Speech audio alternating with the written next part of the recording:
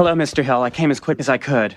From your message, it sounded as if you'd become the victim of some kind of discrimination. That's right, Anthony. You see, I recently came to realize that I, too, suffer from a disability. It's called GWS, Good Worker Syndrome. I get sick to my stomach unless everyone around me is given 110%. The symptoms include pride, responsibility, and a feverish enthusiasm. It used to be a common condition among Americans. Ew.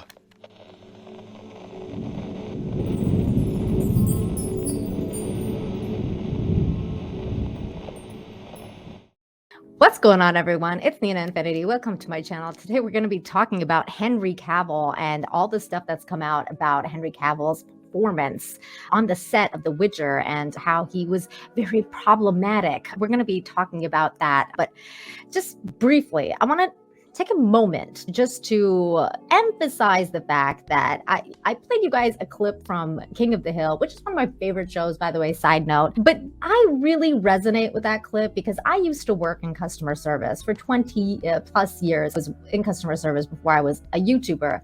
And I'm telling you, working with incompetent people is probably one of the worst experiences that you could ever go through. There's nothing quite like it. It's just one of those things where when you feel like you're in a sea of incompetence and nobody does anything right, and you feel like you have to do it all yourself because nobody else cares as much as you do and nobody else wants to do the work. They just want to sit around and do nothing and just get paid for doing nothing. I've been part of that scene before. So I care very much because I'm one of those people who cares very much about my work ethic. And so therefore, it's just really weird for me and really interesting to see that I feel like Henry Cavill is one of us in terms of being a gamer, a nerd, what have you, but also one of people like me who actually has something called work ethics and actually wants to put in the work and do justice to his work and to his craft.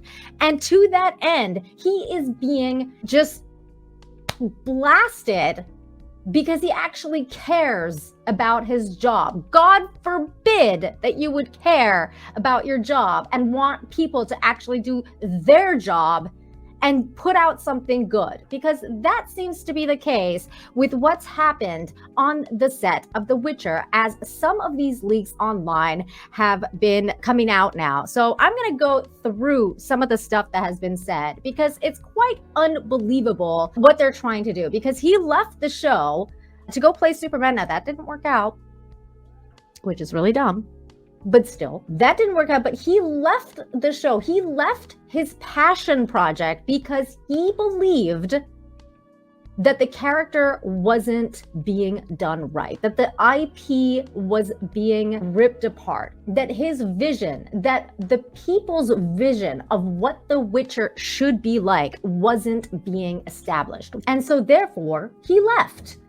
As anyone would do, because I would quit a job that I felt like I was completely surrounded with incompetent people who completely hate me all the time. We're going to go through this now because what has come out is an absolute gong show. So this is from this account. Now leave this person alone. This has nothing to do with this person. This person is just posting this transcript, so don't bother them. But it's an interesting thing though that has been posted. So this is what's going on. So they wrote, I recently got this message and somebody was like, do you want to know what really went down? And I was like, sure. So let me just read it. It says, at the beginning of the show, Henry was good to work with. A lot of unusual demands that made people feel like he wasn't really a team player, but that's not unusual for a big star. So already they're kind of contradicting themselves. Like, is it unusual or isn't it? Because a big star is going to have demands that you're going to want to kind of comply with because, you know, they are the star of the show. Now, there's no examples given, so we don't know what they're actually talking about. Though in TV, it truly doesn't happen until the second season. But in season 2 and 3, something shifted and he became really impossible for women to work with, which is always a big problem. Now, I'm going to pause here and let you know that I've had interactions with showrunners, people like Joseph Malazzi. So on the set of The Dark Matter, we did a podcast together on PJ Orville Nation's channel. Shout out to him. But so I'm very familiar with the ins and outs of show running. Through that podcast, I learned a lot about show running from Joseph Malazzi. A lot of what this person's saying is true in terms of like how the ins and outs work about going to the showrunner to get things approved. But if you have an incompetent showrunner and an unhappy cast, you're going to run into a lot of problems. So this is very interesting to me. And again, going back to, but in season 2 and 3, something shifted and it really became impossible for women to work with. Now, we all know that the showrunner is a woman. So what I think shifted between season 2 and 3 is the fact that they completely decided to butcher the IP. And Henry Cavill was probably just left and right trying to salvage what the heck was going on. And to that extent, bothered Lauren Hissrich a lot, probably bothered a lot of people by saying, hey, this shouldn't be like this. This shouldn't be like this. He felt like he had to, fix what issues would come up to make this show good.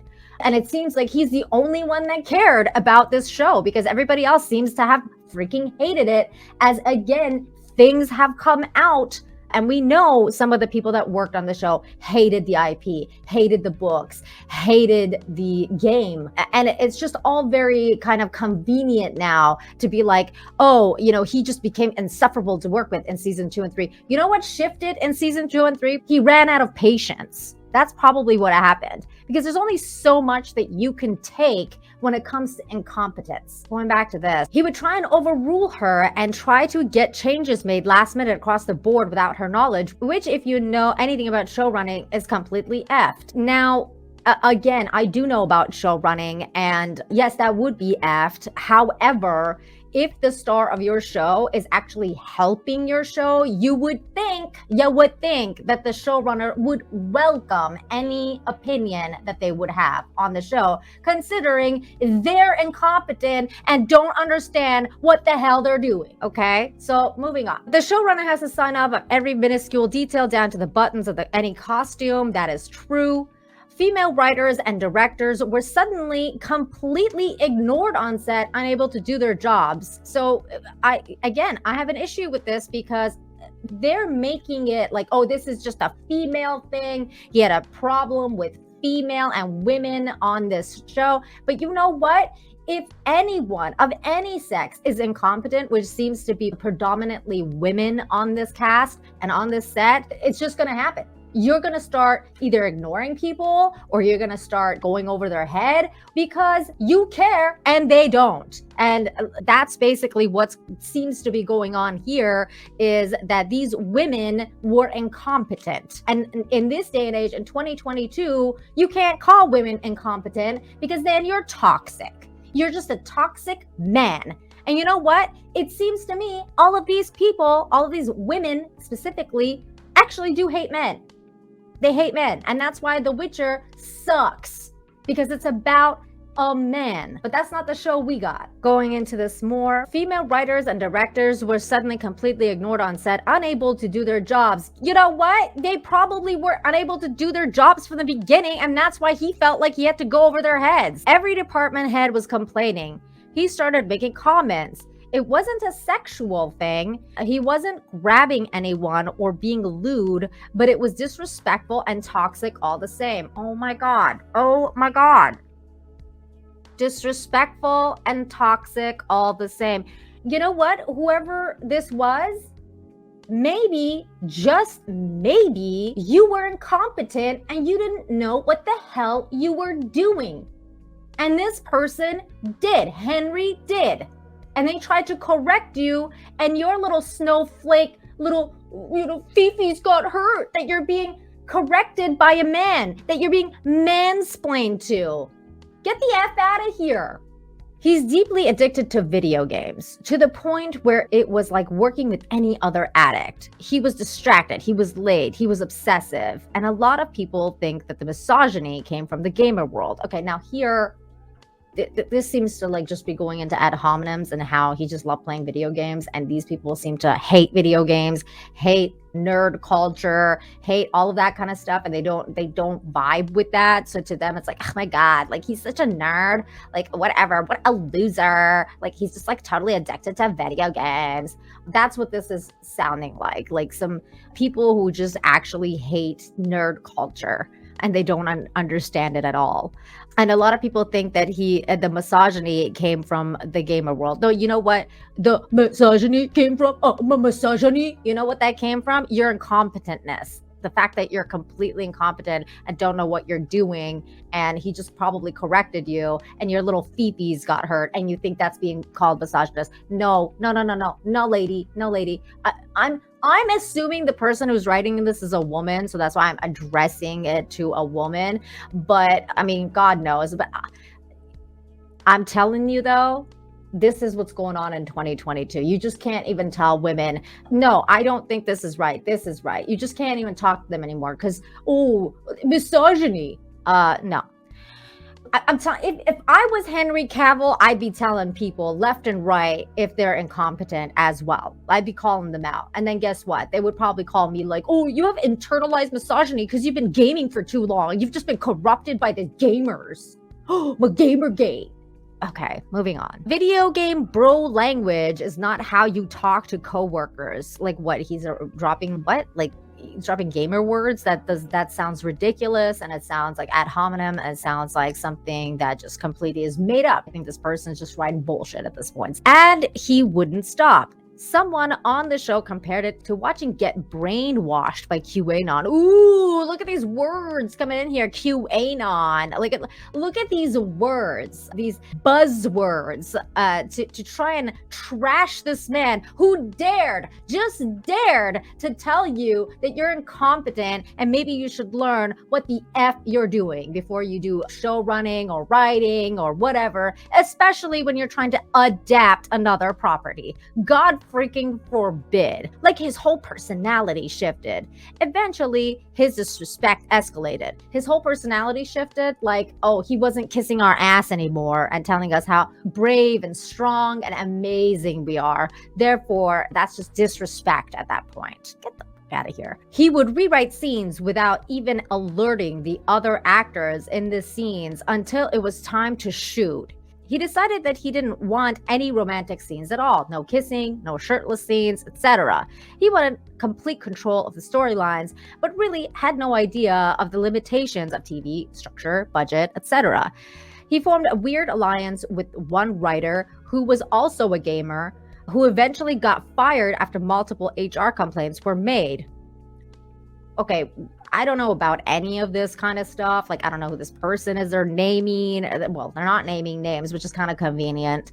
But okay, he formed a weird alliance, probably with the only other man on the set that understood what he was going through, because you guys are a bunch of feminazis that hate men. Yeah, I could see why he would be attracted to forming a bond with someone else who probably cared about the IP and was a gamer. Ooh, like, shocker. I don't know about any of the other stuff about the person being fired about multiple HR complaints. For all I know, this could be bullshit. I don't know, but hey, okay, we'll take them at their word for it. And after that writer left, Henry did anything he could to hold up production and cause problems. Eventually, top brass at Netflix was tired of him costing them money with delays in HR investigations, and the showrunner was asked to construct a potential exit for him. Netflix reached out to him personally, and he was given one final warning and violated that warning with an email he sent to the entire writing staff. Right after that meeting, that was it. Well, a lot of stuff is being said here, most of which I feel like is bullshit. But hey, I don't know. Maybe the truth usually falls somewhere in the middle, and there's no way of knowing. Just going based off what we know about what went down on the set of The Witcher, that's been public knowledge about Lauren Hissrich and all of the stuff that came from The Witcher production and how they don't care about the property. It just seems to me that Henry Cavill was the one that was actually working on an abusive workspace with a bunch of toxic females that hated him. That's what it seems to me like. And honestly, I'm shocked he lasted as long as he did. I would be like, bye, after the first season. Kind of like how Adar from, like the character of Adar from Rings of Power walked away after season 1. Ooh, like wonder why? Because the show sucked. That guy didn't last. He was like, I'm out. Bye. Usually there's reasons for stuff like that. And Henry Cavill stayed.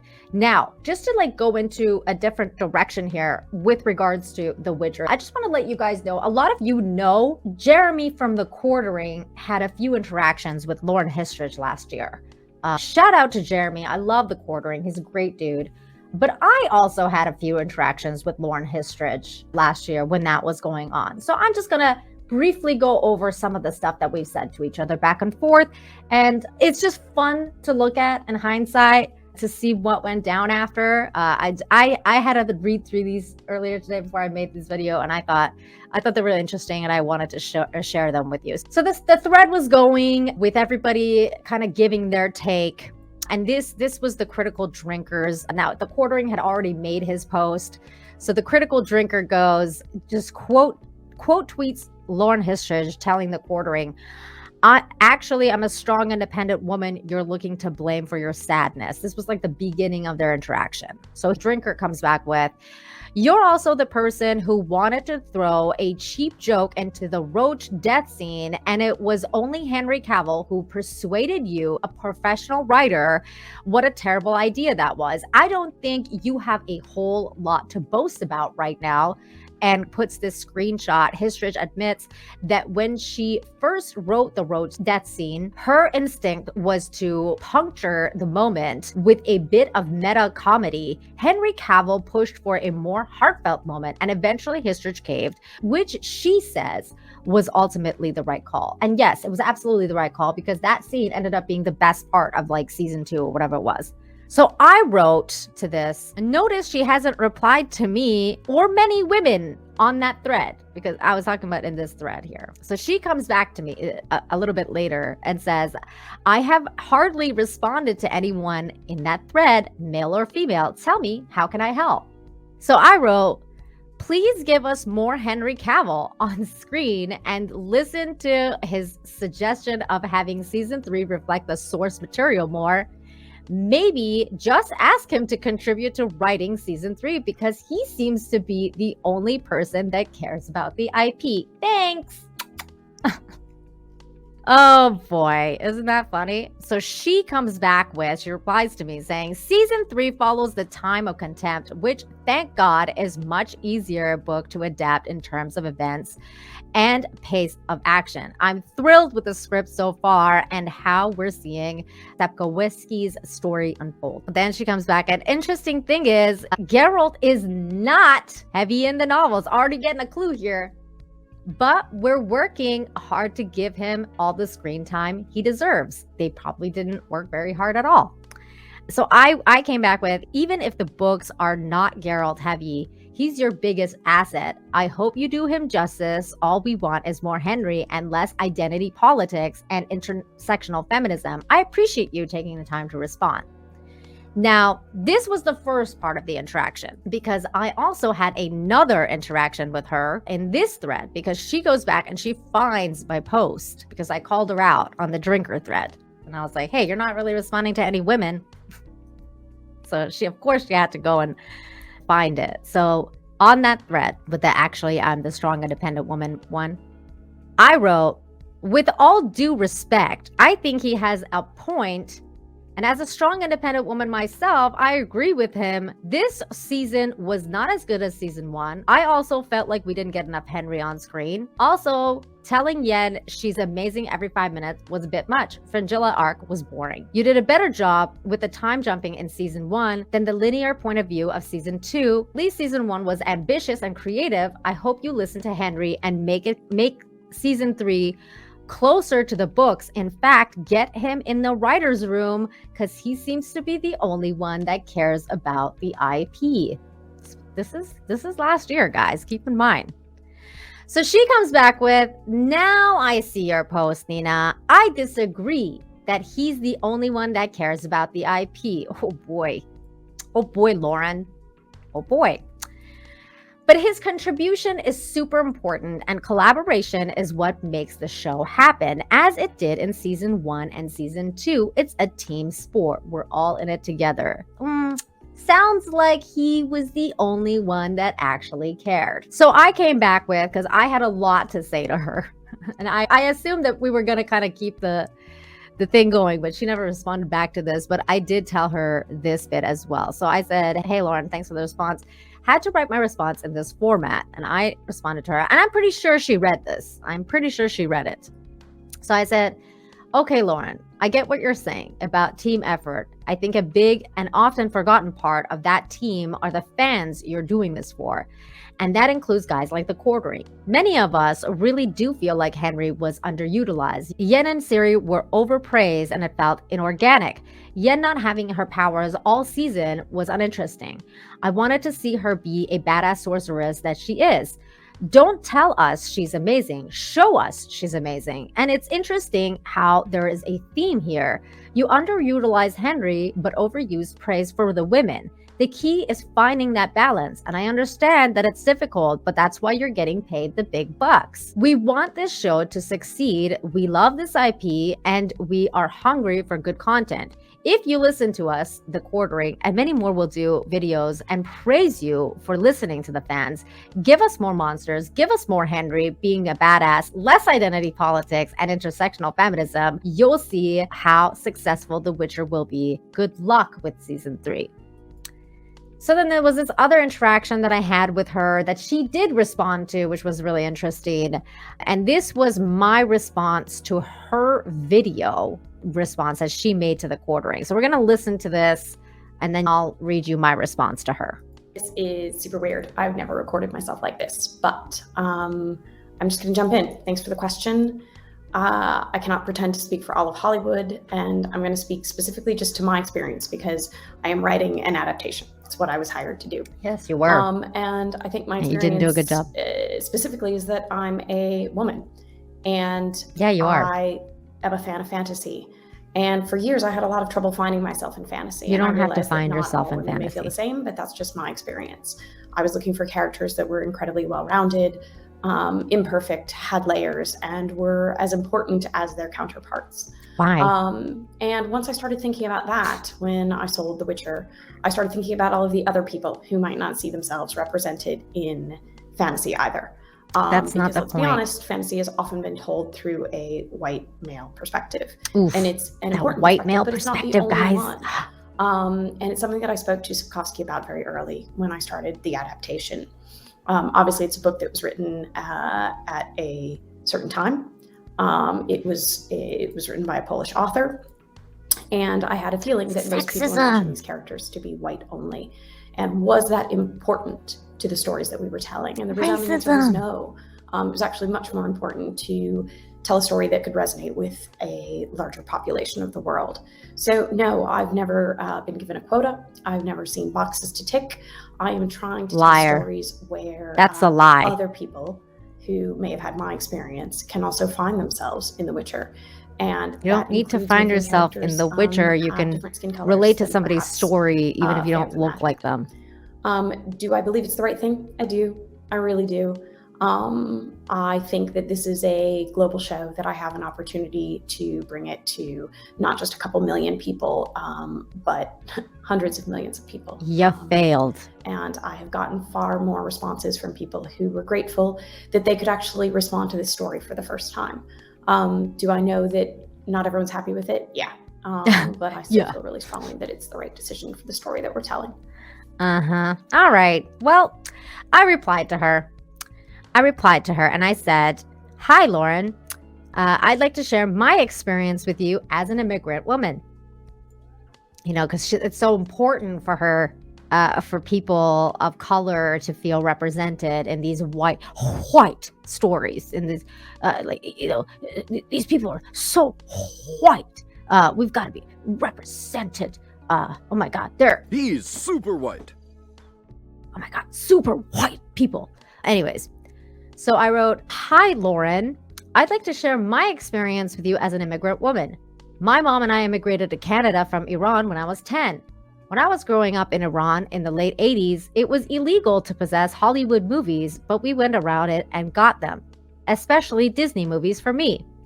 When I watched them, I never once thought to myself, I wish these princesses looked like me or sounded like me. I liked that they were different and I identified with them through their struggle. For example, The Little Mermaid is my favorite Disney movie. As a child in Iran, I identified with the struggle of wanting to belong in another place where oppression wasn't part of a daily life and to have the freedom to follow your heart. I wanted to be part of that world, as the song would say. Later, as I grew up, I watched Spider-Man in Canada. Peter Parker and his struggle and his character is what attracted me to him. Not once did I think, boy, I wish Spider-Man was a Persian girl so I could see myself in him.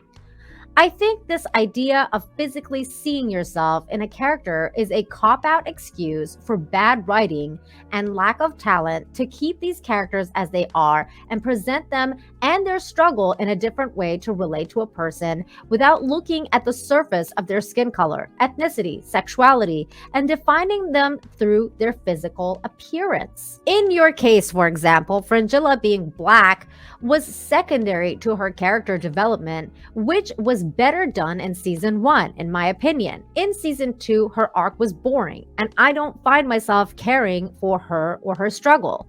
I feel like I'm being preached to when I watch her, and there are not so subtle hints at intersectional feminism in her arc, which are a turnoff for me. She had way too much screen time, while The Witcher, who happens to be a white male, does not. This feels in line with what Netflix has been pushing out to its Hollywood audience. That's not to say you can't have strong women presented on Netflix in a great way. Watch The Silent Sea on Netflix and see how nicely they have created strong women without the need to tell us over and over that they are strong women, which is what you did with Siri and Yen in season 2. I feel that Western writers have fallen into a trap of wanting to make people identify with characters through the physical lens rather than the emotional one, and I find that to be so basic and tired at this point. And I still do. And she came back with, she replied, "Thank you for this. I really appreciate your take on it and will reflect on it more in future stories." And I replied, "I really appreciate that you took the time to read it and respond. Let's keep the dialogue going. I hope you don't get discouraged by some people. I think this has been such a productive exchange and I truly appreciate it." She didn't respond back after this. And famously, the thread kind of died out because of what I said here, that she got discouraged by those very vocal minority of weirdos online that basically wanted to attack Jeremy, call him a sexist and all that stuff. So basically, really nothing came from that except we all found out Lauren Hissrich was full of shit. So that's basically the moral of the story here. Now, that is not to say that you shouldn't do this and you shouldn't contact people, you shouldn't share your stories or anything like that. But it's one of those things where it's like, okay, you have this interaction with someone and you leave the ball in their court and you see what happens. And that's kind of like what I did. I wanted to see what happens, and I was really interested to see if she actually did take constructive criticism to heart and reflected that in her future work, because some people would. I mean, it's human nature, right? But she didn't. She doubled down. And here we are. And now like all this stuff is coming out about Henry being difficult to work with and all this stuff.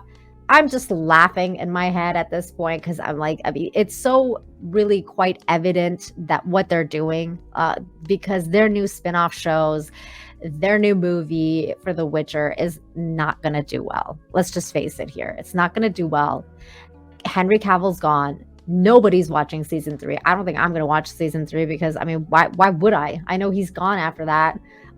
Like the only reason I would watch it is maybe just to see him as Geralt for one last time, maybe like the first episode.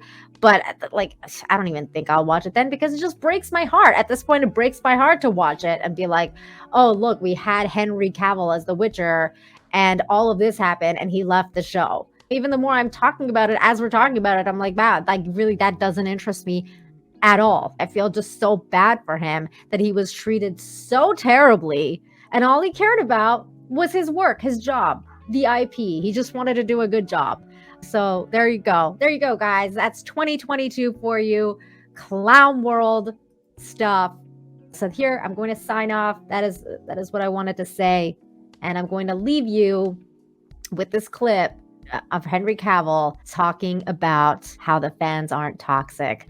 If you enjoyed the video, please make sure you like, share, and subscribe if you're new here. Thanks for watching and have a great day.